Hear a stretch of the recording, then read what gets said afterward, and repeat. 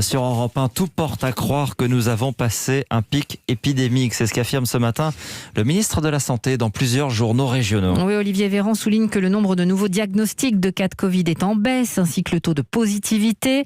Les entrées en réanimation, 270 en 24 heures, sont également au plus bas depuis 3 semaines. Dans ce contexte, l'application Tous Anti-Covid, chargée par près de 9 millions de personnes, évolue. Alors, qu'est-ce qui change, Clément Le Saffre ? Eh bien d'abord, l'attestation de déplacement, jusqu'ici elle était accessible tout en bas de l'application. Depuis ce week-end, elle est mise en avant plus clairement en haut. Autre nouveauté, en plus des chiffres nationaux sur la propagation du virus et la tension hospitalière, des données locales à l'échelle du département vont être ajoutées cette semaine.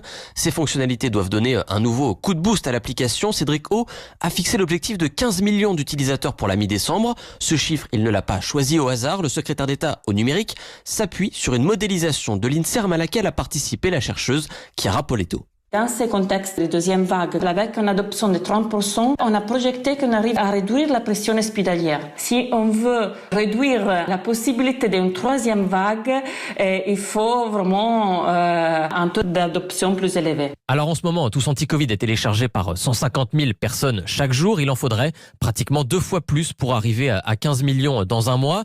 Pour accélérer l'adoption de l'application, d'autres améliorations suivront donc dans les prochaines semaines. Le gouvernement planche toujours sur un système de QR code à scanner à l'entrée des restaurants pour remplacer les cahiers de rappel. Clément Le Saffre.